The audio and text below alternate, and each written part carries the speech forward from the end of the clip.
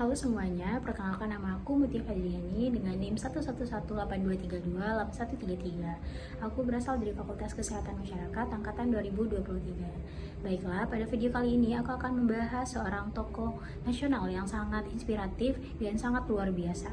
Beliau bukan hanya seorang tokoh nasional saja, tetapi seorang dokter yang memperjuangkan kemanusiaan. Nah, siapa ya kira-kira? Yuk kita cari tahu. Di balik sejarah panjang perjuangan bangsa Indonesia, ada tokoh-tokoh luar biasa yang berjuang bukan hanya sekedar dengan senjata, tetapi dengan ilmu, tekad, dan hati nurani. Salah satu di antaranya adalah Dr. Cipto Mangunkusumo, seorang dokter, pejuang, dan pemimpin yang menjadikan profesinya sebagai panggilan jiwa untuk membela rakyat dan menegakkan keadilan. Dalam setiap langkahnya, ia menunjukkan bahwa ilmu pengetahuan dapat menjadi senjata paling ampuh untuk memperjuangkan kemanusiaan. Dr. Cipto Mangunkusumo lahir pada 4 Maret tahun 1886 di Ambawara, Jawa Tengah. Beliau menempuh pendidikan di Stovia, sekolah kedokteran bergengsi bagi kaum pribumi di masa penjajahan Belanda. Namun, bagi Dr. Cipto, menjadi dokter bukan hanya sekedar profesi, melainkan bentuk pengabdian kepada masyarakat. Beliau melihat dengan mata kepala sendiri penderitaan masyarakat akibat kemiskinan dan ketidakadilan kolonial. Dari sanalah ia menyadari bahwa kesehatan dan kemerdekaan ada dua hal yang tidak dapat dipisahkan. Sehat berarti merdeka dari penderitaan dan merdeka berarti berhak atas kehidupan yang layak. Pada masa kolonial, kebijakan kesehatan yang ditetapkan oleh pemerintahan Belanda tidak berpihak pada rakyat secara menyeluruh. Dinas-dinas kesehatan memang dibentuk untuk mengawasi kebersihan dan untuk mencegah wabah, tetapi lebih bersifat administratif dan protektif terhadap kepentingan kolonial. Banyaknya rakyat yang menderita karena wabah, sementara tak ada dokter Belanda yang bersedia. Setiap hari, Cipto berkeliling dari pelosok-pelosok untuk mengobati warga. Di tengah situasi inilah Dr. Cipto tampil sebagai sosok pembaharu. Beliau menentang sistem yang diskriminatif dan memperjuangkan gagasan bahwa kesehatan adalah hak semua manusia, tanpa memandang status sosial. Beliau membuka klinik rakyat dan memberikan pelayanan medis dengan biaya yang rendah. Buka praktek tapi tidak pernah menentukan tarif. Ini merupakan sebuah bentuk kritik terhadap sistem kesehatan yang elit. Lebih dari itu, bersama Ki Hajar Dewantara dan Does Descartes, ia mendirikan Inset Partij, organisasi politik pertama yang secara terang-terangan menuntut kemerdekaan Indonesia. Dalam penanganannya, rakyat yang sehat adalah syarat utama bagi bangsa yang merdeka dan mandiri. Langkah beraninya inilah membuat ia berulang kali diasingkan oleh pemerintah kolonial. Namun, semangatnya tak pernah padam.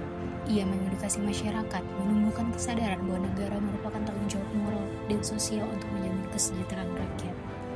Ide-ide inilah yang kelak menjadi fondasi bagi kesehatan nasional setelah Indonesia merdeka, seperti pemerataan layanan kesehatan dan pengabdian dokter kepada masyarakat. Dalam kepemimpinan Dr. Cipto mengedepankan keberanian moral, kejujuran, dan empati. Beliau bukan pemimpin yang memerintah di atas, melainkan pemimpin yang berjalan di tengah rakyat, merasakan penderitaan mereka dan berjuang bersama mereka. Gaya kepemimpinan Dr. Cipto mencerminkan pribadi yang visioner, demokratis, dan transformasional. Beliau tidak hanya memimpin dengan kata, tapi dengan teladan, menghargai setiap pendapat, mendorong dialog, dan mengajak semua pihak berkolaborasi untuk memperjuangkan cita-cita kemerdekaan. Kejujuran membuatnya disegani, ketegasan membuatnya dipercaya, dan visinya menjadikan pembaharu yang berani menentang ketidakadilan.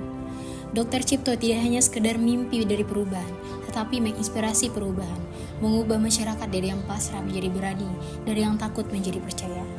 Kepemimpinan inilah yang membangkitkan kesadaran, bukan menindas, yang menyalakan harapan, bukan memadamkannya. Kini warisan perjuangan ini hidup dalam diri kita, para tenaga kesehatan yang melayani dengan tulus, para pendidik yang mencerdaskan bangsa, dan para pemimpin muda yang menyalakan semangat perubahan. Mari kita lanjutkan perjuangan Dr. Cipto dengan menjadi generasi yang peduli, berintegritas, dan berjiwa pemimpin. Sebab seperti itulah beliau diajarkan, kesehatan, keadilan, kemerdekaan adalah hak untuk setiap manusia. Inilah semangat Dr. Cipto Mangunkusumo, semangat kepemimpinan yang menyalakan cahaya bagi bangsa Indonesia. Warisan perjuangan Dr. Cipto Mangunkusumo tidak hanya berhenti di masa lalu saja. Namanya kini diabadikan dalam Rumah Sakit Umum Pusat Nasional Dr. Cipto Mangunkusumo. Ini merupakan simbol pengabdian dan pelayanan untuk seluruh bangsa. Namun, lebih dari sekedar nama. Ia meninggalkan nilai-nilai luhur yang abadi, nilai-nilai kepemimpinan yang relevan sepanjang masa.